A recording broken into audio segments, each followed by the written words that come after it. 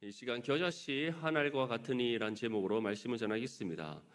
예수님께서는 하나님 나라가 사람이 씨를 땅에 뿌린과 같다라고 말씀합니다.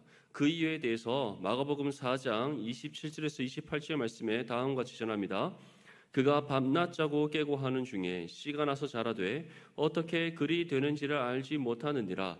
땅이 스스로 열매를 맺되 처음에는 싹이요 다음에는 이삭이요 그 다음에는 이삭의 충실한 곡식이라. 예수님께서 하나님 나라가 사람이 씨를 땅에 뿌린 것 같다라고 말씀하신 이유가 무엇입니까? 바로 이와 같은 하나님 나라의 역사는 우리가 이루는 것이 아니라 하나님께서 친히 이루시는 일이기 때문입니다. 이 사실을 믿습니까? 우리는 복음의 씨를 뿌릴 뿐입니다. 우리가 뿌린 씨가 하나님 예비하신 좋은 땅에 심겨질 때에 그 씨가 나고 자라서 열매 맺게 하시는 분은 하나님이시라는 사실을 믿을 수 있기를 축복합니다. 무엇보다 예수님께서는 이 말씀을 통해 우리에게 분명한 한 가지 사실을 전합니다. 하나님 나라는 장소적이고 공간적인 것이 아니라 바로 한 영혼이 주님께 돌아오는 것, 그것이 바로 하나님 나라의 역사라는 사실입니다. 왜 이와 같이 말씀하십니까?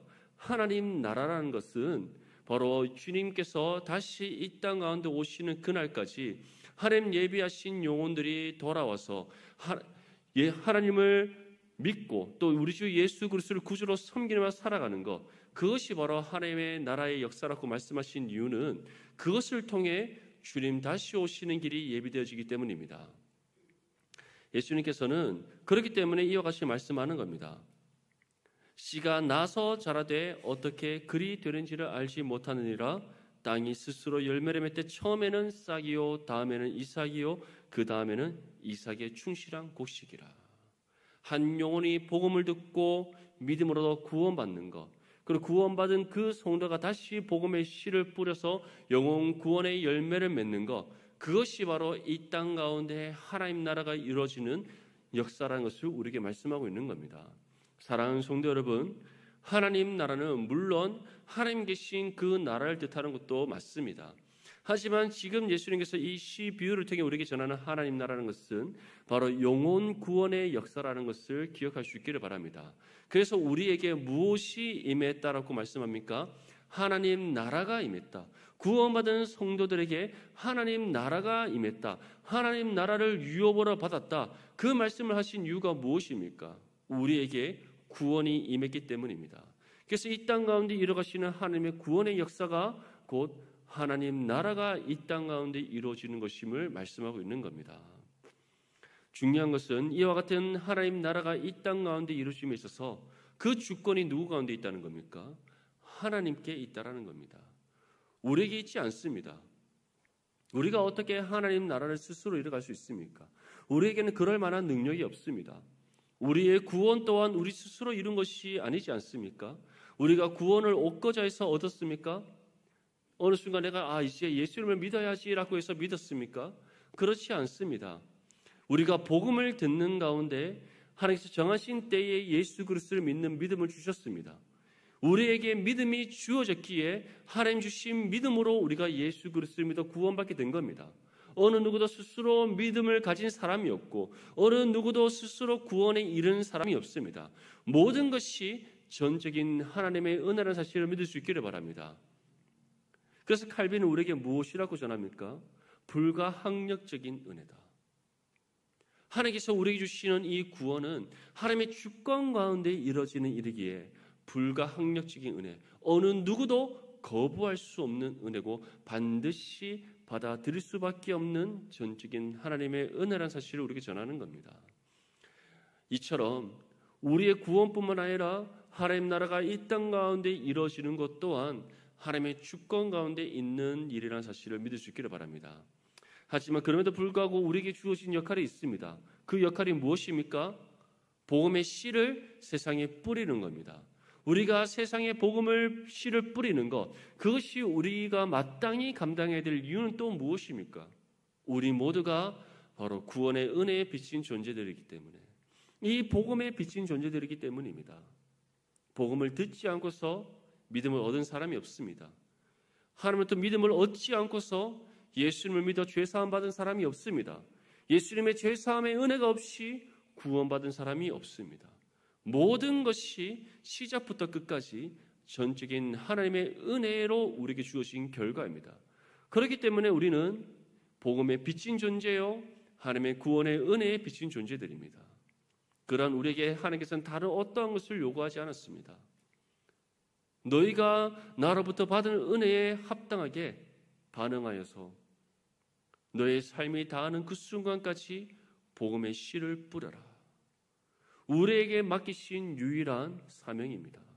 예수님께서는 이에 대해서 무엇이라고 말씀하셨습니까? 내가 너희에게 분부한 모든 것을 가르쳐 지키게 하라. 누구에게 가르쳐 지키게 하라고 말씀하셨습니까? 모든 민족에게, 모든 나라와 민족에게.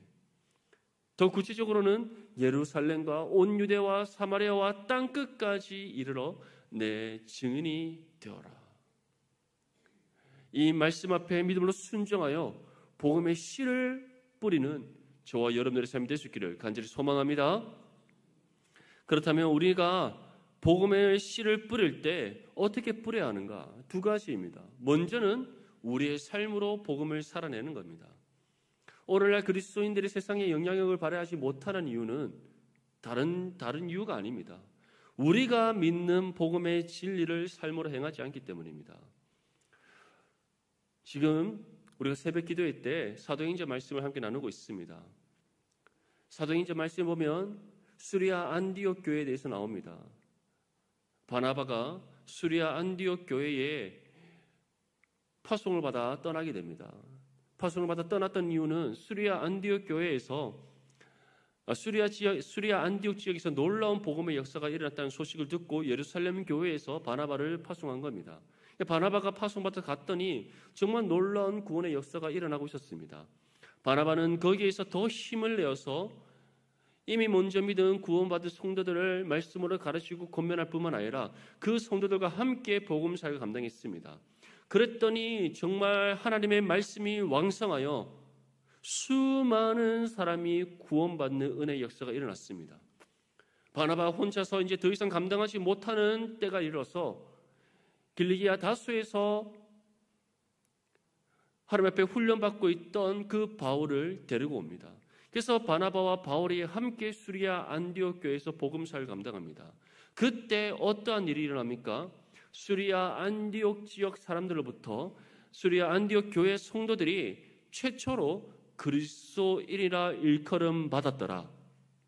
그 말은 곧 그들이 예수 그리스도의 복음을 듣고 믿음으로 구원받았을 뿐만 아니라 그리스도의 도를 따르는 삶, 예수 그리스도의 가르침을 따라 믿음으로 순종하여 복음을 삶으로 온전히 살아내는 삶을 살았다는 겁니다. 그랬더니 세상으로부터 그들이 정말 너희가 그리스도인이다라고 인정받았다는 겁니다. 우리가 복음의 씨를 뿌리면 바로 삶으로 복음을 살아내는 것에서부터 시작된다는 사실을 기억할 수 있기를 바랍니다. 원하기로는 우리 모든 성도님들이 복음과 삶의 일치로 온전히 이루어서 우리의 삶으로 복음의 진리를 증거하는 거룩한 하나님의 자녀들이 될 수 있기를 소망합니다. 그리고 난 이후에 두 번째로는 우리의 입술을 열어 복음을 전하는 겁니다. 우리가 복음을 삶으로 살아낸 이후에 우리의 입술을 열어 복음을 전해야 됩니다. 말씀이 우리에게 가르쳐주는 복음의 진리를 전해야 됩니다. 주 예수를 믿어라. 그리하면 너와 내 집이 구원을 얻으리라. 아멘. 이 복음의 진리를 우리의 삶과 함께 우리의 입술로 담대히 전할 수 있기를 바랍니다. 날마다 복음의 씨를 우리의 삶과 우리의 입술을 통해 뿌리는 저와 여러분들의 삶이 될 수 있기를 바랍니다. 그러할 때 하나님 예배하신 영혼에 복음의 씨가 반드시 심겨지게 됩니다. 그리고 하나님께서 그 복음의 씨 가운데 역사하셔서 나고 자라 열매 맺게 하실 은혜를 베풀어 주실 줄 믿습니다. 이어서 예수님께서는 또 다른 씨 비유를 말씀합니다. 지금까지는 씨를 뿌리는 일에 대해서 말씀하셨습니다. 씨를 뿌렸더니 길가에, 돌밭에, 가시떨기에, 그리고 좋은 땅에 뿌려졌더라. 그리고 씨를 뿌렸더니 밤낮 알지 못하는 때에 나고 자라서 열매를 맺었더라. 지금까지는 계속해서 씨를 뿌리고 뿌려진 그 씨가 어떠한 땅에 심겨져서 열매 맺게 되는지에 대해서 말씀하셨습니다. 오늘 읽었던 우리 본문 말씀은 이제 우리가 뿌리는 그 씨가 어떤 씨인지, 그리고 그 씨를 통해 하나님께서 역사하셨을 때에 어떠한 은혜의 결과가 있는지에 대해서 우리에게 전하고 있습니다. 우리 먼저 30절과 31절 말씀 함께 읽겠습니다. 시작. 또 이르시되 우리가 하나님의 나라를 어떻게 비교하며 또 무슨 이유로 나타낼까? 겨자씨 한 알과 같으니 땅에 심길 때에는 땅 위의 모든 씨보다 작은 것이로되. 아멘. 하나님 나라를 이루기 위해 세상에 뿌려질 씨가 어떤 씨라고 우리에게 말씀합니까? 겨자씨와 같다. 겨자씨와 같다. 겨자씨는 사람의 손으로 집기 힘들 만큼 작은 씨입니다. 우리 한번 사진으로 한번 보겠습니다. 보이십니까? 우리 손 위에 올려놓았더니 저렇게 사진을 확대해서 보지 않고서는 잘 보이지 않을 만큼 작은 씨가 겨자씨입니다. 저 겨자씨에 대해서 예수님께서는 무엇이라고 말씀합니까? 땅 위의 모든 씨보다 작은 씨다. 겨자씨를 왜 복음의 씨로 비유를 했을까요? 예수님께서 이 겨자씨, 정말 손으로 집기도 힘들고 손 위에 올려놓아 보았을 때 가까이 가서 보지 않으면 그 크기를 가늠할 수 없을 정도로 작은 씨, 그 겨자씨를 왜 우리가 뿌리는 복음의 진리와 비유해서 말씀을 하셨는가? 그만큼 세상은 우리가 전하는 이 복음을 겨자씨처럼 보기 때문입니다. 작고 보잘것없으며 가치 없는 것으로 세상은 여긴다는 겁니다. 실제로 그렇습니다. 우리가 복음을 전할 때 세상 사람들이 복음을 잘 듣습니까? 복음에 관심을 갖습니까? 그렇지 않습니다. 그들은 복음을 전할 때 복음을 들으려 하지 않습니다. 복음에 관심을 두지 않습니다. 그 이유가 무엇입니까? 복음의 가치를 알지 못하기 때문입니다. 우리가 전하는 그 복음이 어떠한 가치를 갖고 있는지를 그들이 알지 못하기 때문입니다. 만약에 그들이 복음의 가치를 안다면 그 복음을 소홀히 여기겠습니까? 필요 없는 것을 여기겠습니까? 귀 기울여 듣지 않겠습니까? 그렇지 않습니다. 복음의 가치를 안다면 그들은 복음을 귀 기울여 듣게 되어 있습니다. 복음에 주목하게 되어 있습니다. 복음을 자신의 것으로 받아들이기 위해 고군분투하게 되어 있습니다. 하지만 그들이 복음의 가치를 알지 못하기 때문에 복음을 가벼이 여기고 복음을 필요 없는 것으로 그들이 치부하는 겁니다. 세상은 이처럼 복음을 무시하고 거부합니다. 오히려 세상은 무엇에 관심을 둡니까? 이 땅에 속한 것에 관심을 둡니다. 내 손으로 만져볼 수 있는 것, 내 몸으로 경험되어지는 것, 내 눈으로 볼 수 있는 것, 모든 것을 확인하고 실제로 경험하고 내가 소유할 수 있는 눈에 보이고 손에 잡히고 몸으로 경험되어지는 세상의 것에 그들은 주목하고 가치를 둡니다. 그런데 성경은 그 모든 것을 가리켜 무엇이라고 우리에게 전하고 있습니까? 모든 것이 다 부질없고 모든 것이 헛되고 헛되며 헛되고 헛되도다라고 우리에게 말씀하고 있습니다. 솔로몬이 입은 옷이 무엇보다 못합니까? 하나님께서 친히 피우 계시는 들의 꽃보다도 못합니다. 들의 백합화보다도 못합니다. 그런데 세상은 어디에 가치를 둡니까? 솔로몬의 옷에 가치를 둔다는 겁니다. 내가 입어볼 수 있는 것, 내가 먹어볼 수 있는 것, 내가 마실 수 있는 것, 내가 스스로 소유를 삼을 수 있는 것에 가치를 둔다는 겁니다. 왜냐? 그들은 눈에 보이고 손에 잡히고 몸으로 경험되어지는 것 외에는 알 수 없기 때문입니다. 하나님을 알 수 없고 하나님 나라에 대해서 알 수 없고 구원에 대해서 알 수 없으며 복음의 진리의 가치를 그들이 알 수 없기 때문입니다. 그렇게 그들은 우리가 전하는 복음을 작고 가치 없는 겨자씨처럼 여긴다는 겁니다. 예수님께서는 다음과 같이 이에 대해서 말씀합니다. 마태복음 19장 23절에서 24절 말씀에 예수께서 제자들에게 이르시되 내가 진실로 너에게 이르노니 부자는 천국에 들어가기가 어려우니라. 다시 너희에게 말하노니 낙타가 바늘귀로 들어가는 것이 부자가 하나님의 나라에 들어가는 것보다 쉬우니라 하시니. 예수님께서 이 말씀을 하신 이유가 무엇입니까? 세상의 욕심에 빠져 있는 사람, 세상의 가치를 붙잡고 살아가는 사람, 육신의 욕심과 종욕에 이끌려 살아가는 그 사람은 복음의 가치를 알지 못하기 때문에 결코 구원에 이를 수 없다라는 말씀을 하고 있는 겁니다. 그것이 바로 우리가 살아가고 있는 이 세상입니다. 그럼에도 불구하고 예수님께서 우리에게 복음의 씨를 뿌려라. 세상은 우리가 전하는 이 복음의 씨를 겨자씨처럼 여길지 모르나 우리는 그 겨자씨 같은 복음의 씨라도 뿌려야 되면 우리에게 말씀하시는 이유가 무엇입니까? 그 복음의 씨를 뿌릴 때에 반드시 하나님께서 그 씨가 예비하신 좋은 땅에 심겨져서 나고 자라 열매 맺게 하시는 은혜를 베풀어 주시기 때문입니다. 물론 우리가 복음의 씨를 뿌릴 때 때로는 그 씨가 길가에 떨어질 때가 있습니다. 돌밭에 떨어질 때가 있습니다. 가시떨기에 떨어질 때가 있습니다. 그래서 우리가 낙심할 때가 있습니다. 복음의 씨를 뿌렸더니 길가에 떨어져서 새가 와서 먹어버립니다. 돌밭에 뿌렸더니 그 땅이 얕아 뿌리가 말라 죽어버립니다. 가시떨기에 뿌려져서 그 가시 기운에 막혀 더 이상 자라나지 못하고 말라 죽어버립니다. 그러한 경우를 우리가 많이 경험하지 않습니까? 기도함이 그 한 영혼을 위해서 기도하며 복음을 전했습니다. 그랬더니 듣지도 않고 거부해버립니다. 또는 복음을 들어서 함께 예배 자리에 나왔지만 복음으로 인하여 환난받는 그 순간 교회를 떠나버립니다. 신앙을 버려버립니다. 또는 여러 가지 기타 세상의 염려와 욕심에 빠져서 하나님을 부인해버립니다. 그런 경우 많이 겪지 않습니까? 그러면서 그들이 하는 말이 무엇입니까? 예수 믿었더니 별거 없더라. 예수 믿었더니 삶의 문제가 해결되지 않더라.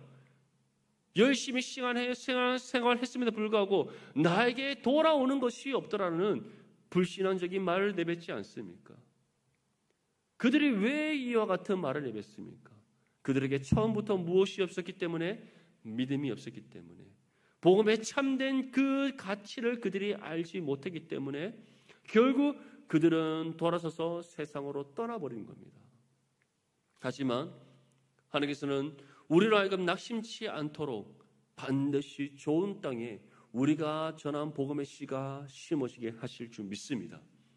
그 씨를 통해서 싹을 틔우고 뿌리가 자라며 줄기가 나서 잎이 무성하여 열매 맺게 하시는 은혜가 반드시 임할 줄 믿습니다. 그 은혜를 간절히 사모하는 마음으로 세상은 우리가 전하는 복음의 씨를 겨자씨처럼 보잘것없는 것을 여기지 모르나 그 가치를 아는 우리는 끝까지 복음의 씨를 뿌리는 복음의 사명을 감당해 줄 믿습니다. 우리 본문 32절 말씀 함께 읽겠습니다. 시작. 심긴 후에는 자라서 모든 풀보다 커지며 큰 가지를 내나니 공중의 새들이 그 그늘에 깃들 만큼 되느니라. 아멘.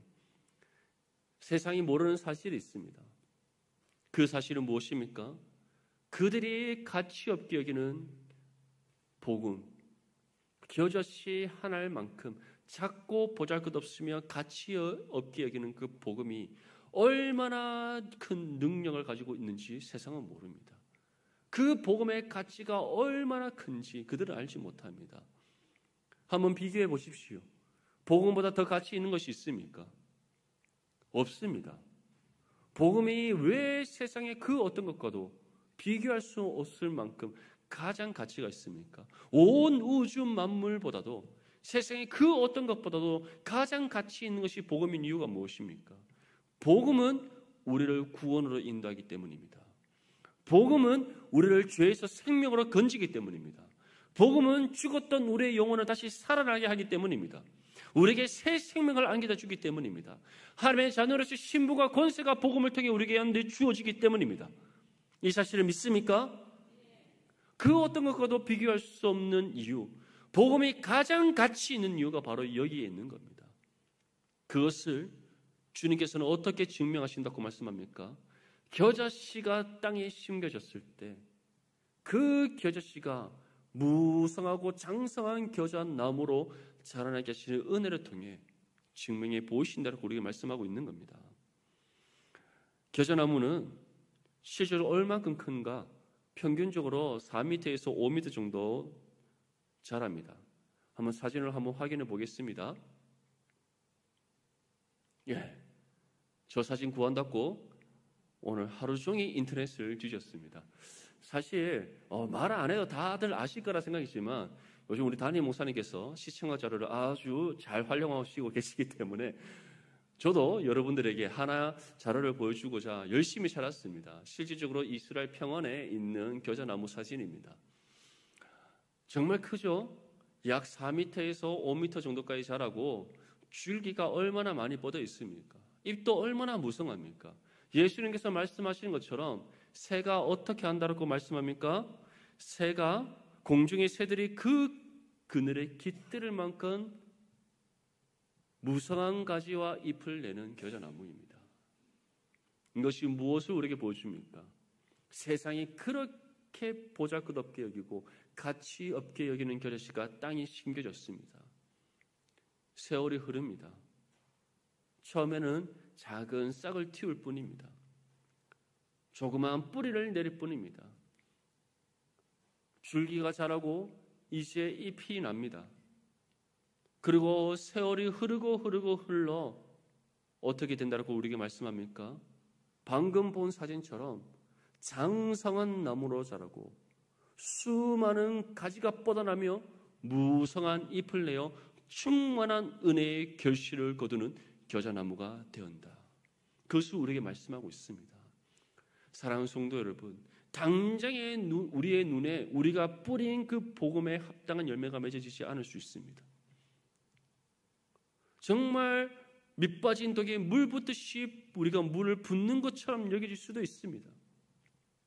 하지만 우리가 주님 앞에 감당한 복음의 사역에는 반드시 하나님께서 30배, 60배, 100배의 열매를 맺어 결실하게 하시는 은혜가 있다는 사실을 믿을 수 있기를 바랍니다. 예수님께서 무엇이라고 말씀하셨습니까? 마가복음 4장 20절 말씀에 좋은 땅에 뿌려졌다는 것은 곧 말씀을 듣고 받아 30배나 60배나 100배의 결실을 하는 자니라. 다시 말해 우리가 복음의 씨를 뿌릴 때 길가에만 떨어지는 것이 아닙니다. 돌밭에만 떨어지는 것이 아닙니다. 가시떨기에만 떨어지는 것이 아닙니다. 하나님 예비하신 좋은 땅에 반드시 떨어지게 되어 있습니다. 그리고 그 땅에 떨어졌을 때 처음에는 변화가 없는 것처럼 보일 수 있습니다. 또는 그 한 영혼으로 인하여서 우리가 낙심할 때가 있고 시험에 빠질 수가 있습니다. 하지만 세월이 흘렀을 때 하나님께서는 우리에게 어떠한 열매를 보게 하십니까? 밤낮 우리가 쉬고 일하는 중에 또 우리가 알지 못하는 그때에 하나님께서 그 영혼에게 뿌려진 그 겨자씨 한 알이 나고 자라나 장성한 나무가 되고 풍성한 은혜의 열매를 거두는 결실을 맺게 하신다. 이 사실을 믿을 수 있기를 간절히 소망합니다. 그것이 바로 하나님께서 우리를 통해 이루시는 하나님 나라의 역사입니다. 오늘날 이 사회는 너무나도 급격하게 빠르게 변화되어져 가는 세상입니다. 그렇기 때문에 사람들 또한 당장의 눈앞에 보이는 결과를 얻기를 원합니다. 그런데 영혼 구원의 사역이 우리가 수고하고 노력한 만큼 당장에 우리 눈에 보이는 어떠한 결과를 얻을 수 있습니까? 없습니다. 그럴 것 같았으면 예수님께서 그렇게 3년 동안에 수많은 기적과 이사를 행하시고 능력을 행하시고 수많은 병자를 고치시고 하나님 나라의 복음을 전하셨는데 고작 맺으신 열매가 11명의 제자였습니다. 참 하나님이시며 참 사람의 모습으로 이 땅 가운데 오신 예수님께서 3년의 공생의 생활을 통해 사역을 통해서 맺으신 열매가 11명이었습니다. 12명의 제자를 데리고 가르치셨으나 결국 한 명은 주님을 부인하는 길로 떠나버렸고 남은 11명이었습니다. 근데 주님께서 하늘로 승천하실 때까지 그들에게 참 믿음이 있었습니까? 없었습니다. 주님께서 하늘로 승천하시는 그 순간을 봄에도 그들이 주님께서 어디로 가시는지 몰라 하늘만 뻔하게 쳐다보고 있었던 11명의 제자들이었습니다. 그때 천사들이 무엇이라고 얘기합니까? 왜 주님 하늘로 올라가시는 그 모습만 바라보고 있느냐? 빨리 주님께서 말씀하신 대로 행하라는 겁니다. 주님께서는 올라가 모습 그대로 내려오실 것이니 그 때를 기다리며 너에게 분부한 모든 것을 지켜 행하라. 그래서 그들이 마가의 다락방에서 함께 모여 성령의 오심을 기다리며 기도로 준비했던 겁니다. 그리고 실제적으로 예수님의 제자들이 정말 진정한 참된 그리스도의 제자로서의 삶을 언제 살아가게 되었습니까? 오순절 성령 강림 사건 이후입니다. 그렇게 본다면 우리 주님의 사역은 성공한 사역입니까? 실패한 사역입니까? 세상의 기준을 보면 실패한 사역입니다. 하지만 실질적으로 그들이 실패했습니까? 예수님의 사역이 실패했습니까? 아닙니다.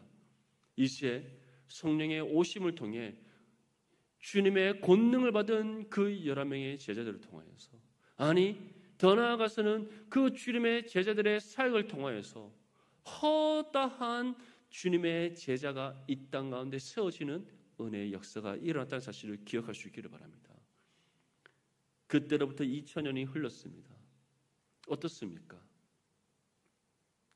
겨자 나무가 맺은 열매처럼 장성하여 무성한 열매를 맺은 겨자 나무와 같은 놀라운 하나님의 나라의 역사가 이 땅 가운데 이루어지고 있지 않습니까?